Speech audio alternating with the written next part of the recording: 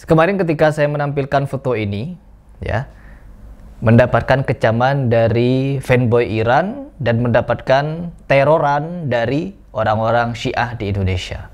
Bahkan mereka ini tidak segan-segan untuk memberikan komentar yang mencaci maki langsung para sahabat. Terpancing emosi, teman-teman.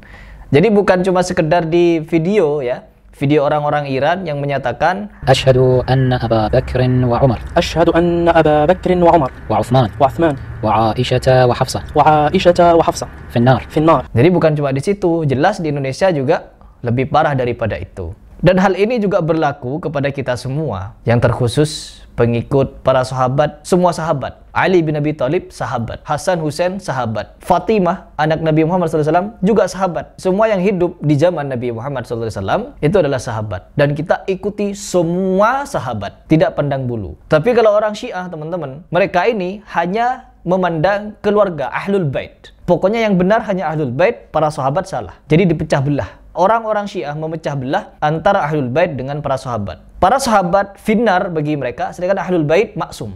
Tak ada dosa bagi mereka. Dan semua yang para Ahlul Bait ini fatwakan, sampaikan, itu bisa jadi sebagai ilham dari Allah Subhanahu wa taala ataupun wahyu. Karena apa? Al-Qur'an bagi mereka katanya sudah dirubah-rubah. Tidak ada yang murni dalam Al-Qur'an. Sehingga apa? Kelak Al-Qur'an yang asli dibawakan oleh Imam Mahdi. Dan Al-Qur'an yang ada sekarang wajib dibakar, dimusnahkan. العلم الذي يظهره الإمام لم يره أحد من الأولين والآخرين ثم يظهر نسخة القرآن بخط جده علي بن أبي طالب. قالوا لا عندنا قرآن. قال زين هذا القرآن رجعه. بعد ذلك فكروا قالوا لا لا لا تعالوا نقول لعلي يأتينا بهذا القرآن وبعدين نتخلص من القرآن اللي عنده. نقول لعلي يأتينا بهذا القرآن وبعدين نتخلص من القرآن اللي عنده.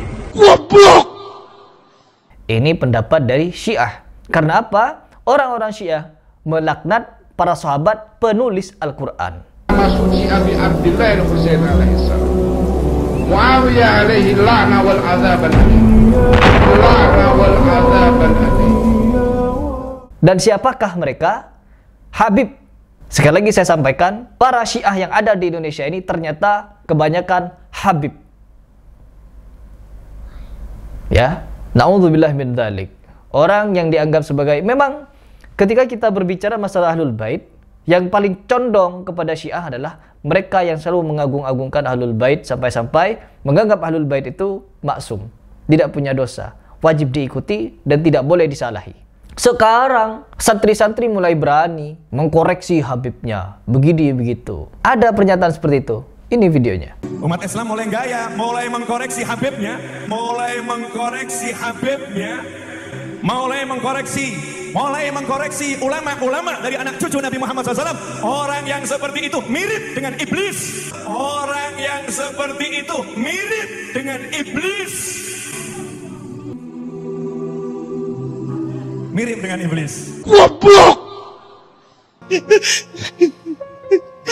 Pernyataan konyol seperti ini dilontarkan oleh para habaib yang dimana mereka ini tidak boleh dikritisi. Tetapi ketika para Habib mulai dikritisi, orang sudah tidak menghiraukan perkataan Habib Novel Al-Idrus ini. Ada pernyataan dari Habib lain bahwa mereka ini memasang wajah melo, memasang wajah-wajah yang ya butuh untuk disayangi gitu ya. Kalau kami ada salah, kalau kami keliru, kami melakukan ini itu, nasihati kami, ingatkan kami gitu.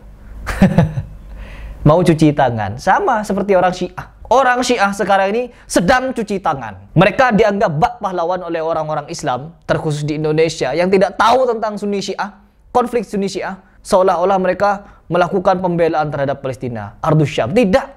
Mereka ini lebih kejam daripada Yahudi. Kalau kita melihat penjajahan yang dilakukan oleh Israel terhadap Palestina, dan mereka melakukan genosida di Palestina, terkhusus di Gaza sana, dan menewaskan 52.000 dari 7 Oktober sampai hari ini.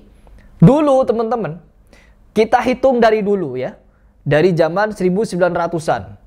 Dari zaman 1900-an sampai hari ini, jumlah yang digenosida, dibantai oleh orang Israel berjumlah 130 ribuan. Dicatat dulu itu, kalian buka buku, ambil pulpen, catat 130 ribu. Oh, kata Harry Pras, 130 ribu jiwa yang telah direnggut oleh penjajahan Israel. Sekarang jangan lepas, tetap pegang pulpen kalian dan catat penjajahan Iran di Ardus Syam. Yang pertama, di Suriah. Berapa jumlah kematian di Suriah akibat penjajahan dari Syiah Iran, yang dimana semuanya dipelopori oleh tangan Khomeini. Khomeini mengutus Bashar Assad, mengutus Garda Revolusi Iran, mengutus Hizbus Syaiton. Untuk apa? Membantai, membumi hanguskan, membakar hidup-hidup, memperkosa, membunuh, serta memberondong umat-umat muslim Sunni di Suriah sana. Jumlahnya berapa? Catat, 1 juta lebih. Ini menurut kesaksian orang-orang Suriah langsung yang pernah diliput oleh media. Sedangkan menurut data tercatat 500.000 jumlah korban jiwa yang tewas oleh penjajahan Iran. Siapa yang mengasih izin kepada militer-militer Syiah itu untuk membantai orang-orang Sunni di Suriah? Jelas Khomeini. Orang yang kalian puja-puji sekarang. Entah Khomeini, kemarin saya dikoreksi. Bukan Khomeini Mas Heri, tapi Khomeini. Khomeini dan Khomeini sama-sama ayat toilet itu mereka.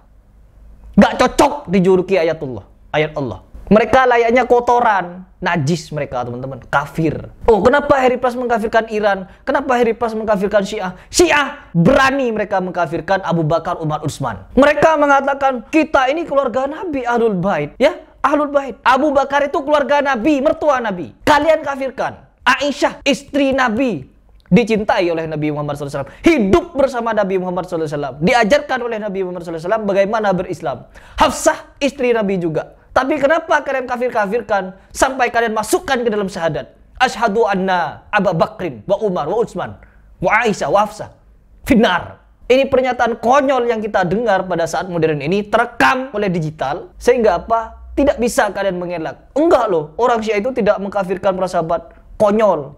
صدام به خاک سیاه نشست و به درک اسفل رفت و جمهوری اسلامی شکوفاتر شد. Gak bisa kalian sudah membela. Enggak loh, orang Syiah itu tidak mengkafirkan dan tidak menghalalkan darah kita. Konyol pula. Ada jejak digitalnya. Enggak loh, orang-orang Syiah itu masih menganggap Al-Quran itu suci.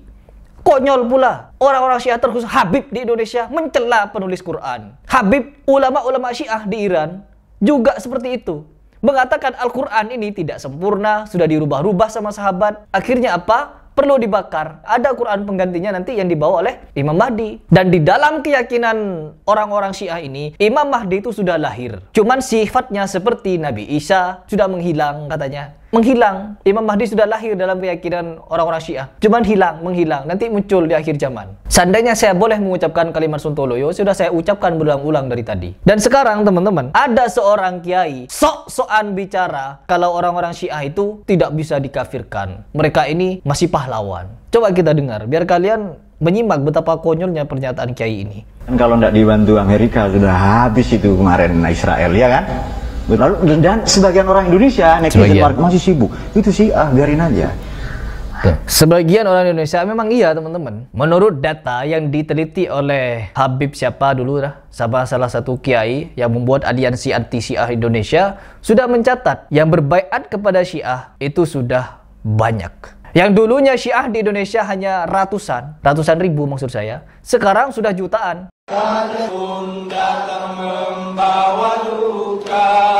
Sampai diakui oleh Syiah Iran bahwa di Indonesia terdapat sekitar 3 juta umat Islam yang sudah menjadi Syiah. Berkata dia, kenapa orang Indonesia ini takut kepada orang Syiah yang hanya berjumlah secuil itu? Di antara 270 juta umat Indonesia, hanya 3 juta yang memeluk agama Syiah. Kenapa orang Indonesia takut? Karena Syiah takiyahnya kuat, menyembunyikan kebencian mereka kepada kita, kepada pengikut para sahabat semua, Ahlul Bait juga sahabat, tanpa dipecah belah. Kalau orang Syiah kan memecah belah. Nanti ada salah satu Habib, juga akan saya bahas di lain video, kita telanjangi dia di video saya. Dan di sini teman-teman, seolah-olah beliau ini, tidak mengetahui tentang kejahatan Syiah. Ya, tidak tahu dia. Coba kita dengar. Aduh, ini otak tidak dipakai. Loh, yang tidak dipakai itu Anda otaknya. Anda ini yang tidak pakai otak. Kalau kita berbicara masalah kemanusiaan, itu bukan soal Syiah, Mas. Itu bukan soal Syiah katanya. Ini Syiah. Kenapa Wahabi tidak mendukung? Oh, dikit-dikit Wahabi. Memang mulut mereka ini sudah terkunci oleh doktrin Syiah, teman-teman. Apa kata Syiah? Kalau kalian ingin memberantas Wahabi dari negaramu, maka dukunglah Syiah. Sesungguhnya Syiah itu dengan Sufi. Apa kata orang-orang Syiah? Kalau kalian ingin menghilangkan atau mengusir orang-orang Wahabi dari negaramu, maka dukunglah Sufi. Sesungguhnya Sufi dengan Syiah saling berta'awun, saling tolong-menolong, teman-teman, membantu dalam perkara ini. Dan jelas memang orang Sufi taklid kepada Ahlul Bait. Orang Syiah, apalagi gak perlu ditanya. Sehingga apa? Yang sering keluar dari mulut mereka sama, teman-teman. Berbicara tentang Ahlul Bait dan berbicara tentang Wahabi-Wahabi. Karena cuma orang Salafi yang mendakwahkan betapa bahayanya pemikiran Syiah. Lanjut dulu. Sorry, kenapa Saudi? Karena Saudi Wahabi. Tuh. Itu kemanusiaan. Kemanusiaan. Tadi di awal video saya memberikan pernyataan. Karena otomatis orang-orang yang nonton video saya, jangankan 1 jam, teman-teman. Video saya 10 menit, yang komentar duluan sebelum videonya selesai sudah berjumlah ratusan, ya. Hampir 100 komentar, kadang 70 komentar, 100 komentar. Artinya apa? Kebanyakan netizen di video saya hanya nonton beberapa menit lalu menyimpulkan, tidak nonton sampai selesai. Akhirnya apa? Seperti ini. Berbicara masalah kemanusiaan. Di Irak, berapa yang orang Syiah lakukan pembunuhan di Irak sana? Ya, di Yaman, di Lebanon, di Suriah. Dijumlah semua, jutaan, Bapak. Kemanusiaan apa yang dimiliki oleh orang Syiah terhadap orang Sunni? Saya kemarin sampai nunjuk-nunjuk Hussein Ghaza ketika saya datang ke tempat dia. Ketika berbicara masalah kemanusiaan, Mas Heri, ini bukan masalah Sunni Syiah, ini masalah kemanusiaan. Kalau memang berbicara kemanusiaan, kantor ini, ya saya tunjuk kepada kantornya Hussein Ghaza. Kantor ini berjudul kemanusiaan, penggalang dana untuk kemanusiaan. Kalau memang berbicara masalah kemanusiaan, Anda sebagai jurnalis, kalau memang bersikap netral, kenapa tidak memberitakan penjajahan yang dilakukan oleh Iran terhadap Suriah dari tahun 2011 sampai kemarin Suriah merdeka? Kenapa tidak pernah memberitakan? Kenapa yang diberitakan cuma Gaza, Gaza, Gaza, Gaza? Kenapa Suriah tidak? Kenapa Lebanon tidak? Kenapa Irak tidak? Kenapa Yaman tidak? Yaman dijajah oleh Syiah melalui milisinya yang bernama Houthi. Ya, Houthi dengan berdalih perang-perangan dengan Israel melancarkan atau melontarkan, mengirimkan rudal ke perbatasan Saudi. Ada beritanya. Kenapa ngirim rudal ke Arab Saudi? Ya, berperang di Lebanon. Waduh, Hizbus Syaiton perang di Lebanon katanya. Habis warga Lebanon dibombardir sama mereka. Konyol. Di Suriah menjajah, Bashar Assad menjajah. Sampai-sampai ketika mereka melakukan penjajahan lebih dari 10 tahun, menewaskan jutaan umat. Kemana rasa kemanusiaan? Dan ketika ditentang oleh para pejuang Suriah, mengatakan, oh, orang Suriah itu membangkang kepada pemerintahan yang resmi. Pemerintahan yang resmi, tapi menindas rakyatnya, maka perlu ditentang. Apa kata pemerintahan Bashar Assad kepada orang-orang Suriah? Diwajibkan kepada orang-orang Suriah untuk nyembah fotonya Assad.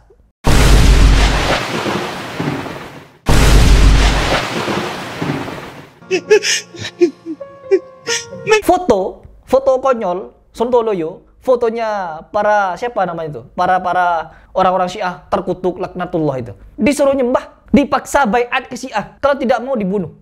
Jelas dilawan. Di Iran juga begitu. Iran negara Sunni dulu. Tapi ketika Syiah ini masuk kepada Iran, melakukan berbagai macam fitnah dan lain sebagainya, mereka bisa berkuasa sampai sekarang. Dan dari jejak penguasaan orang-orang Syiah di Iran ini, juga memakan korban, lautan darah orang-orang Sunni di sana. Ditumpuk, mayat-mayat orang-orang Sunni ditumpuk sama mereka, teman-teman. Menunjukkan betapa kuatnya mereka. Ini kemanusiaan. Anda teriak kepada masyarakat tidak punya otak ketika berbicara Sunni Syiah. Dan Anda pun apakah punya otak memikirkan apa yang dilakukan oleh Syiah Iran terhadap orang-orang Sunni di Ardus Syam?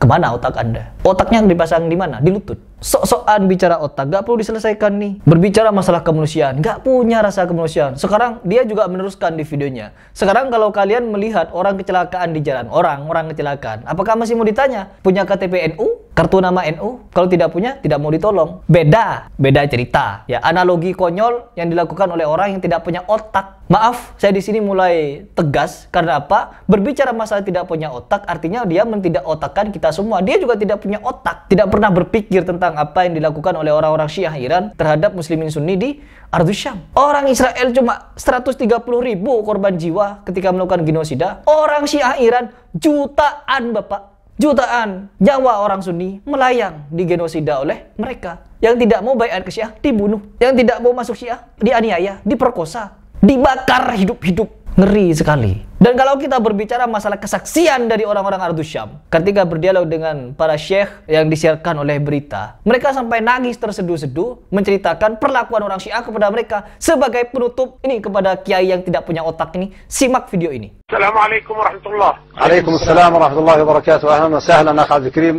من العراق. تفضل. تحية لك أخي الفاضل وتحية للشيخ الزغبي محمد اسمحوا لي أنا بصراحة يعني منذ زمن أحاول أن أتصل بكم ولا أستطيع والآن قدر الله عز وجل. يا إخوة تفضل. أنا من بغداد أناديكم من بغداد ماذا أصابك يا بغداد بالعين التي قد كنت يوما قرة العين. أنا أناديكم من العراق يا خليلي هل في مصر عين حزينة تبكي على بغداد لعلي أعينها. يا شيخ محمد أنا كنت معتقلا عند آلاف من أهل السنة رجالا ونساء وحملوني أمانة قالوا لو نفذ من أهل الإسلام من ينصرنا استنجد بروسيا استنجد بأي إنسان ينصرنا حملت لدولة سلاح السجود وسلاح السنة ومحمدا ونبيا حرقت اللحى يا شيخ وضعت في أسفار الشيوخ طلب مني أن أحكي على أم عائشة وعلى أبي بكر فبصقوا في وجهي فوضع النجاسة على لحيتي انقذوا أهل السنة ومحمدا ونبيا وإسلام حملت نساؤنا احتقاء حملت رسولان السنة يعلون في الشوارع يضحون في عمر وبكر وعثمان وبعض الناس أصحاب رسول الله قالوا احكي لنا نسمع عن عائشة قلنا لا فاقطعوا أصابعنا وقلعوا أظافرنا يا شيخ يحملك المال اللهم اشهد إني بلغت رأيت فتاة تغتصب وتقول والله أنا ماكر والله أنا حرمت الصلاة ثم قالت تنادي فليذهب إلى رسول الله ويقول عز الرجال عز الرجال ارض رسول الله